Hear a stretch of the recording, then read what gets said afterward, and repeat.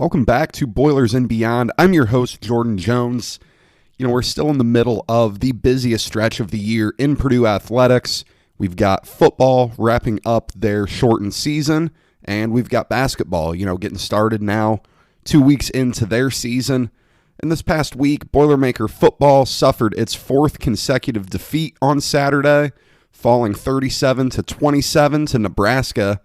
And then on the flip side, Purdue basketball went 2-0 this week, a 43-point rout against Oakland, and escaping a Friday night scare unexpectedly from Valparaiso. Let's go ahead and dive right in and break it all down. We'll start with football again this week, where Purdue entered Saturday's game as slight favorites, a point or two, depending where you were trying to get your bets down at. And it's a game that both teams needed to win so badly. I think Purdue fans enjoy watching Nebraska on Twitter. Their fan base is rabid. They have very high expectations. The memories of their national championships from the 70s to 90s are still very strong in the Nebraska fan base, and they expect that to continue today.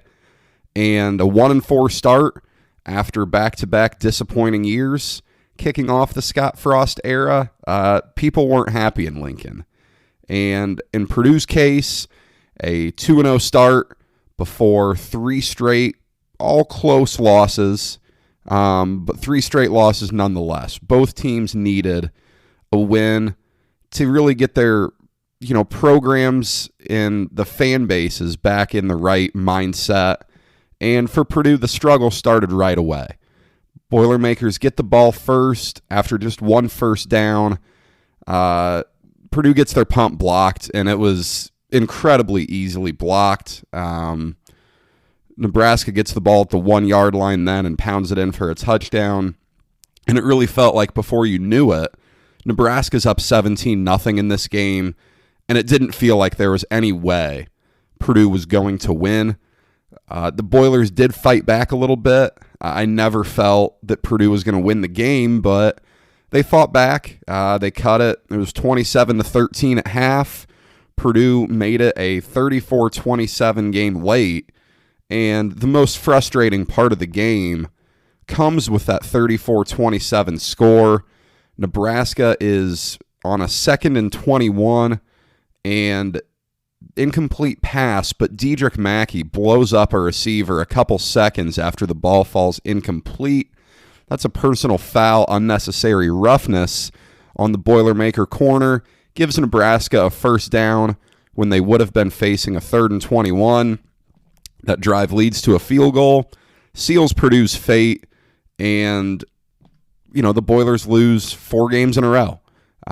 Purdue started the season 2-0.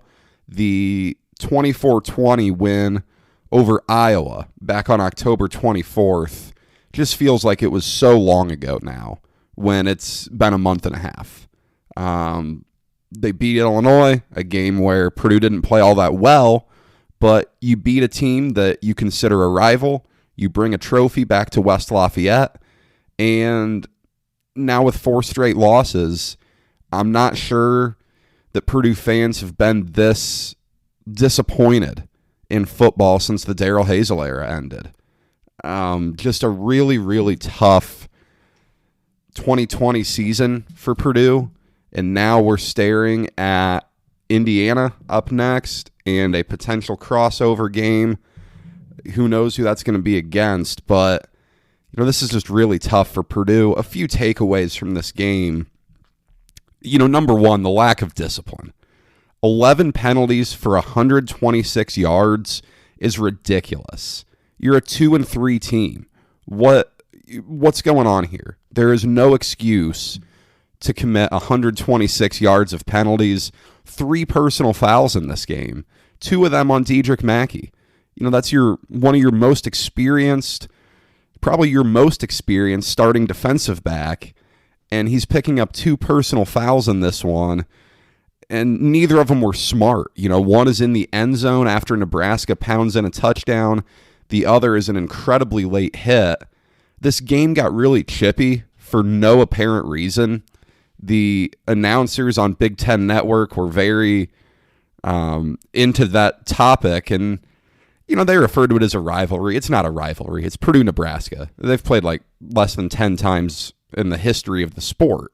It's not a rivalry game.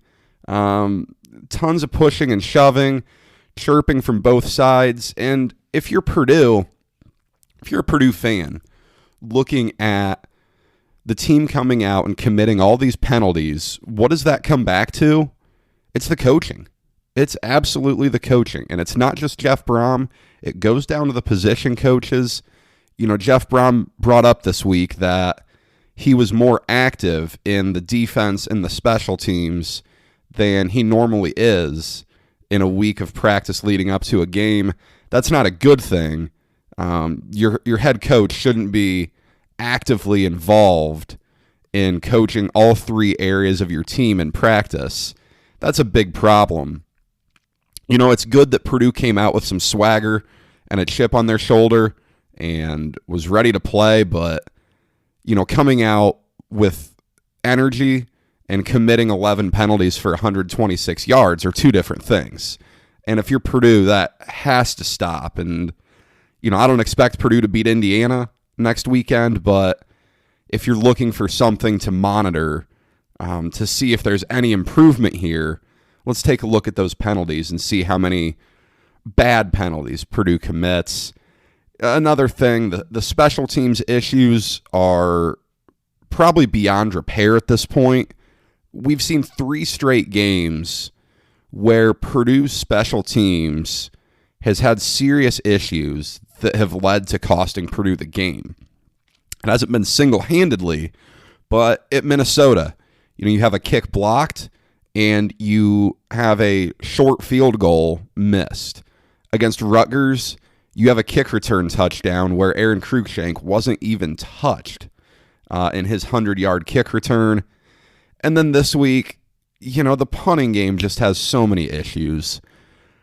As I brought up earlier, the first punt of the game goes to Brendan Cropsey, a true freshman walk-on. According to Jeff Brom, he won the punting contest in Thursday's practice, and he got the chance to go out there and punt first. Easily blocked. Nebraska blew it up, takes it down to the 1-yard line, and they punch in a touchdown to make it 7-0 right away. We saw Zach Collins punt 3 times, total of 100 yards. 33 yards a punt isn't close to enough. That number needs to be above 40. And, it's just telling that that's where Purdue's punting game is. A true freshman's punting, then, your number 2 punter to start the year gets the punts. And hell, Purdue's most effective punter in this game was Jack Plummer. He pooch punted it twice inside Nebraska territory, only 30.5 yards per punt. Both of these down near the 10-yard line. Only did that across the 50, but, Jack Plummer shouldn't be your most effective punter in a game. Brooks Cormier didn't see the field. His inconsistencies early on in the season are really what has put Purdue in this spot. It's tough. Expectations are high when you have a scholarship kicking punting specialist at a high school. Those aren't very common. A lot of times a specialist goes and competes for a job and a scholarship, and Cormier has a big leg. He can punt it a long ways, but just not consistently, and that's an issue.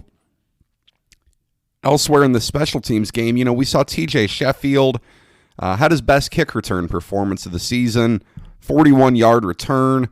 That was his best one, but then he muffed a punt in the second half and was able to fall on it. But, it's that kind of day for Purdue. You have some highlights in the kick return game, and then you almost lose a fumbled punt. On the bright side, though, for Purdue's special teams, J.D. Dellinger, able to bounce back. He certainly had a rough day in Minneapolis 2 weeks ago where, a couple of miscues hurt Purdue. He issued an apology on Twitter, but today, 2 for 2 on field goals, made one from 45, as well as 27 yards out. Good to see him bounce back. Good to see him hopefully finish his senior season strong. he's been a pretty good kicker for Purdue, and you want to see him finish well. Purdue's run game is awful at this point. 17 carries for -2 yards. In fairness, college does count sack losses in the rushing yards category, but it wasn't much better even if you take the sack yardage out of that. Xander Horvath gets 7 touches for 21 yards. Rondale Moore carries the ball once for 7 yards. And King Doru gets 3 touches for 2 yards. 47 passes to 17 runs isn't going to work. And we see this so often with Purdue that when the going gets tough, Purdue abandons the run game. And I don't know that that's sustainable. I just don't. I don't know that you can just throw the ball every down and expect good things to happen. I mean, we saw this some in the Tiller era, but Tiller also had NFL quarterbacks with Drew Brees and Kyle Orton in there to get away with that. Now, Nebraska comes into this game allowing 204 rushing yards a game, and Purdue finishes with negative rushing yards. There are so many issues with the Purdue run game right now. It's not just the ball carriers. I don't know that this is as strong of a group of ball carriers as Purdue would like, but they're not the only issue. It's not just the offensive line. Again, not the best line, but they're good enough. It's not just the scheme. Everything here is an issue for the Purdue run game. And we've seen some glimpses of improvement. Purdue ran the ball well against Rutgers last week. Purdue ran the ball well against Illinois. They ran the ball fairly well enough against Iowa. But this is the same issue that plagued Purdue in 2019. And that's what's the most frustrating part of this, is that we go through an offseason where Purdue brings back its top 2 ball carriers from last year in Horvath and Doru, and nothing changes. This is so frustrating to watch. Purdue's going to struggle to run the ball against Indiana. Their defense is really good, absolutely dominated Wisconsin last week. But, Purdue just has to find a way to run the ball. And with Horvath and Doru coming back again next year, you have to find a way to start making this at least a threat for Purdue to run the ball. And finally, the last takeaway I have from this game really comes from the week ahead and the post-game press conference of this game, but opt-outs and transfers, man. Most notably, receiver Ahmad Anderson Jr. is transferring. He entered the transfer portal this week. Anderson's a good receiver. Sophomore, had about 30 receptions as a freshman last year. But, with Purdue's receiver depth, I can't say this is surprising. I'm a fan of Anderson. I always thought he should have gotten some more action this year. I don't know that Purdue necessarily utilized him in the right way, but he will certainly have a chance to play somewhere good. I would think if he wants to stay in the Power 5, there will be Power 5 schools who would be interested in him. I think he's really good. And we saw a lot of opt-outs, too, especially in the running back room. I don't know if this is everyone, but Jeff Brom indicated DeJohn Hewitt, Tyreek Murphy, Alfred Armour, and then defensive back DJ Johnson all opted out. The 3 running backs didn't see a ton of playing time. Hewitt saw the field a little bit in the Iowa and Illinois game. I know he had a passing target against Iowa, but Murphy didn't play a snap this year, received a marijuana citation the morning, late night, early morning prior to the season opener versus Iowa. And we saw Alfred Armour used as a fullback some, just as a lead blocker, not as a ball carrier at all. And then DJ Johnson on the defensive side, you'll remember an Iowa transfer, left the program over the summer, saw the field some for Purdue this year, more in the second string corner role, very active on special teams as well. He had a tough day against Rutgers, the kick return touchdown and the long touchdown pass. He was in the vicinity of both of those ball carriers. But, Johnson has 3 years of eligibility left, and, you assume at least with all these guys besides Anderson that it is just them opting out rather than, being done with Purdue football. I get it, especially for these guys who aren't seeing much playing time and younger guys. These guys, if you're not going to play, you're here at Purdue, you're playing up until December 19th. I get it if they want to go home for the holidays. There are no students on campus for the most part right now. I'm one of the very few ones. It's pretty dead around here.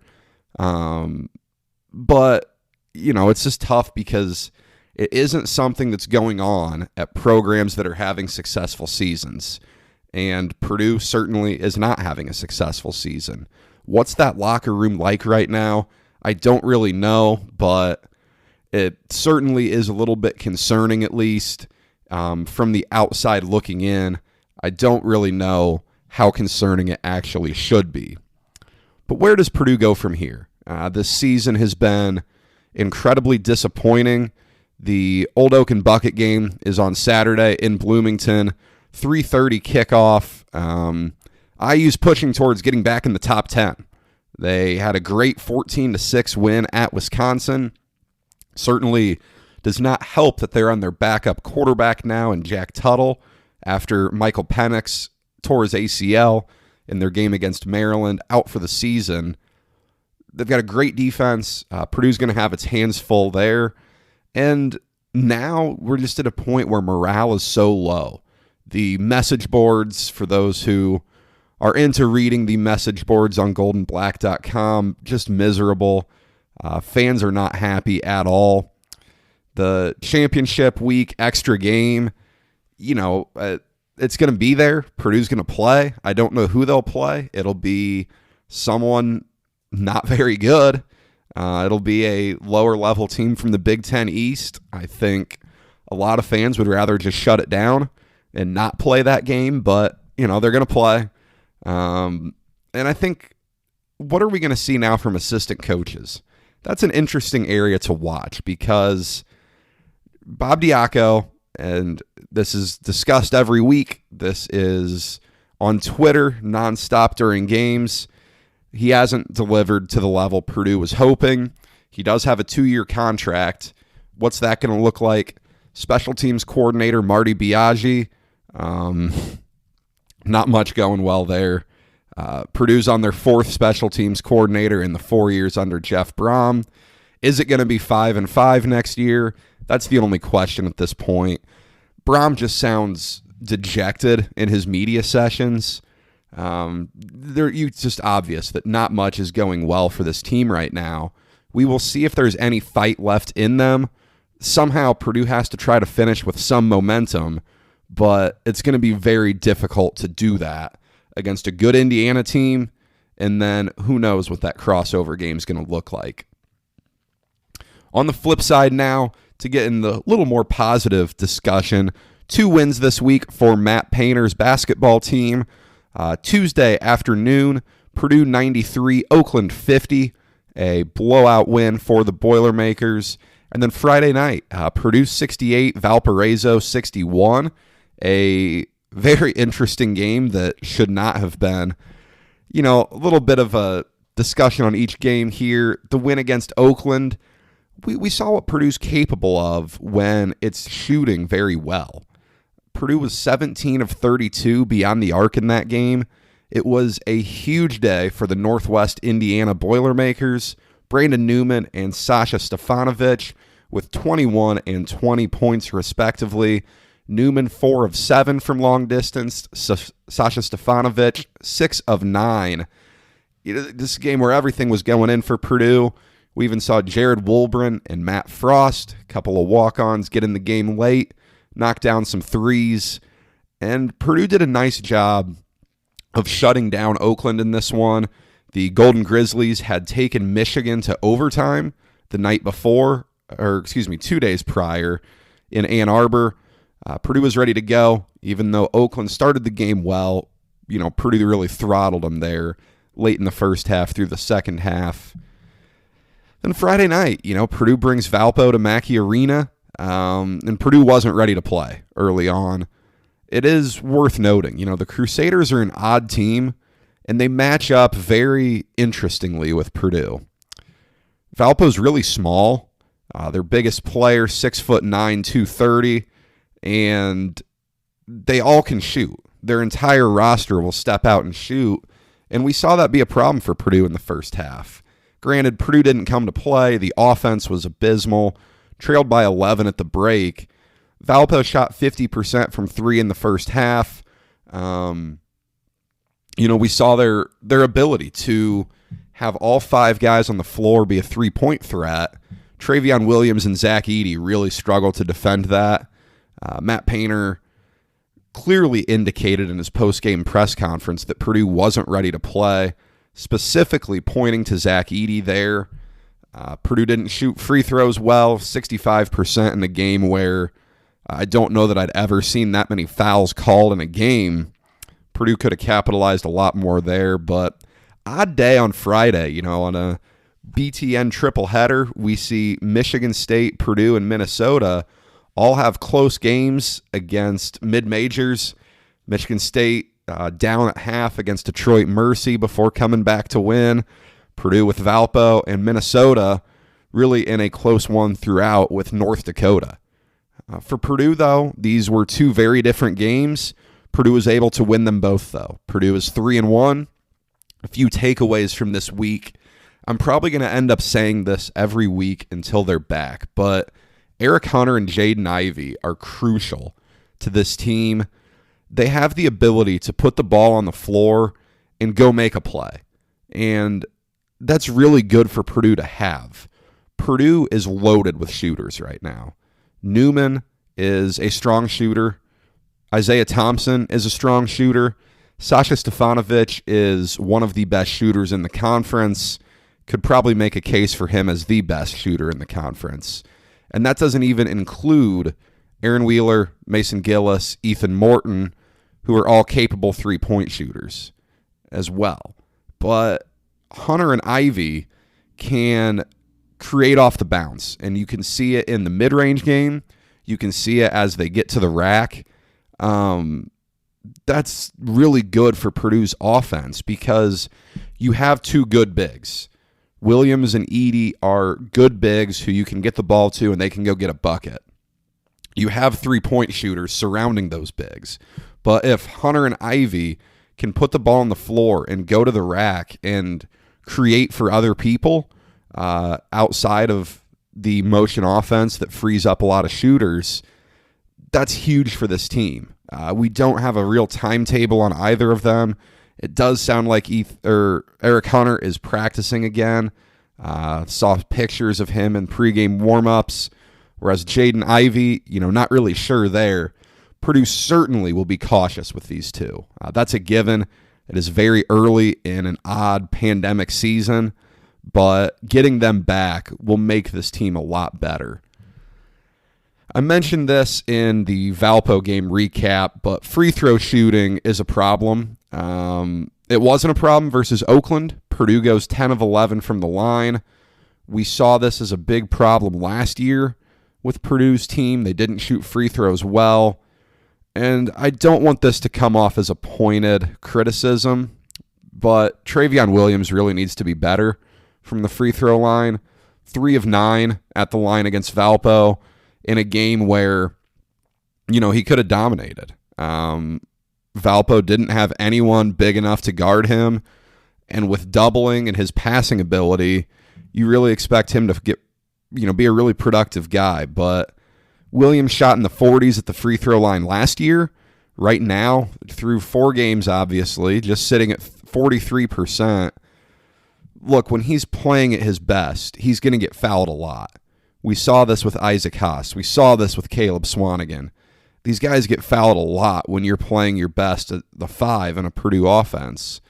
But that's the weak link right now for this team. 3 of 9 is, that's 6 points you leave out there. Elsewhere, Zach Edey looks pretty good at the line. He looks comfortable. And so often with young big men, they don't look comfortable at the free throw line. But Edey's there. The guards have all been solid. Stefanovic, Newman, Thompson, Isaiah Thompson with some really big free throws late against Valpo to put the game away. But free throw shooting for this team is going to be really important to monitor. Sasha Stefanovic has been fantastic for Purdue so far this year. He plays his role well. Stefanovic is not a dynamic, multi-level scoring guard, but 55% from three, 85% from the foul line, scoring 14 a game and averaging nearly 4 assists a game so far. That's really good. And sure, he's not a point guard. He is not a athletic freak who's going to do crazy things around the rim, but Stefanovic made some really big threes early on in the second half against Valpo to set the tone for Purdue in that game and get them right back in it. And that is vital. He is, right now, Purdue has 4 juniors. They have no seniors. He's one of those guys who has to bring the experience and bring the leadership, and he's doing it very well. He's gotten better on defense during his time at Purdue. He's not to, a Chris Kramer, Rafael Davis level yet, but he's getting better there. He is an incredibly valuable piece for this team, and the 85% from the line is incredibly strong. That is a great asset for this team, from a guy who, really is going to play that role of 3-and-D, and you can add him as a free throw shooter late in the game. Stefanovic has been excellent, and I think I've said this a few times. He got that scholarship because Basil Smotherman decided to leave the team mid-year in 16-17. I think if you're Purdue, you got the best of that scholarship when Sasha Stefanovic came to campus. The 4 spot is an interesting area to follow with this Purdue team. Certainly an area where Purdue struggled last year. And this year, Aaron Wheeler has been better thus far, shooting 43% from the field, 27% from 3. He's gotten some good looks that just haven't fallen. He has gotten more shots around the basket from offensive rebounds, which has been interesting. Been a little bit more active in fast breaks. Wheeler's a guy for Purdue who has a lot of potential. We have seen this. It certainly probably wasn't fair when, as a freshman, Dan Dockich says he sees a lot of Kevin Durant and Aaron Wheeler. That's a pretty high comparison to make, certainly. But you really hope to see Wheeler continue to improve that 3-point percentage number. Last year just nothing fell for him. You'd love to see him get back comfortable this year. And then, he's being spelled by Mason Gillis, still working his way back to being fully comfortable out there. You can tell, the kid hasn't played since the summer of 2018 now, before this season in a live game. That's really tough. You just can't say enough about how much the game has sped up for him from playing at Newcastle to playing at Purdue. But he does some good things. You can see his physicality, and you can see his ability to play some defense, rebound. He has knocked down a couple threes this year. I don't know that he's ever going to be a huge scorer, but he's able to play a role very well. And I think we're going to see that improve the more comfortable he gets coming back to the game, coming into the Purdue offense. And then, Friday was tough for Zach Edey, especially. Rough one early on, 0 for 4 in the field in the first half. Some really, really easy shots he should have made, just didn't go in. I think most people had a feeling something like this would happen where, a true freshman who hasn't played a ton of basketball has a rough day. There's nothing out of the ordinary about that. It's going to be key to see how he bounces back. In the second half of that game, he bounced back well, did a nice job in a big Purdue run. He played a key role in that, had 6 points there in a stretch where Purdue cut that lead down, and I want to say they took the lead. I know he had a chance to go to the free throw line and tie the game after a media timeout. Not sure when that lead changed hands, but he played a huge role in Purdue's second half comeback. Looking ahead to this week, tomorrow, Tuesday, Purdue opens the Big Ten ACC Challenge for the conference as they head down to Miami and play the Hurricanes. 5 p.m. tip-off on ESPN2. I don't know a ton about Miami. Jim Larinaga, very good coach. They're 2-0 so far with wins over North Florida and Stetson. Don't know a ton about either of those schools. I know Stetson's got a kid from Indiana coming in next year, but it's about all I know. For Miami, 6'3" guard Isaiah Wong is their leading scorer, putting in about 19 a game right now. They start a 5'7" guard who is very good. Most of their production does come from the backcourt. They've got a 7-footer, decent number, scoring about 10 a game so far. He'll clearly match up with Williams and Edey, and we'll see how that goes. Purdue's been pretty traditionally successful in the Big Ten ACC Challenge. A big win last year against Virginia at home. We'll see how the Boilers do here, but this is a good challenge. The only Power 5 game Purdue has played thus far was the loss to Clemson, where Purdue didn't play all that well, but was certainly shorthanded with Jaden Ivey missing the game and Ethan Morton probably dealing with mono still then more than he is now. And then Saturday, Purdue hosts Indiana State at 7:30 p.m. on BTN. You can get some of your fix of Purdue basketball after the Old Oak and Bucket game at 3:30. Probably not going to be a lot of fun there. As of this recording, Monday morning, Indiana State has not played yet. They open tomorrow on Tuesday. They play Truman State, a non-D1 school. That is their only game before Purdue. They were decent last year, 18-12 record. They were pretty solid in the Missouri Valley. Cooper Neese is a name that stands out looking at their roster. Very strong high school career at Cloverdale High School. Don't know that I know exactly what to expect with them. It's been a while since Purdue has played the Sycamores. I remember a scrimmage in 2017 for charity that Purdue and Indiana State played in, but it's about all I can really think of. Good chance for Purdue, though. I do always like Purdue facing off with the in-state schools, and with the pandemic, we've gotten a little more of that with Valparaiso and Indiana State on back-to-back weekends.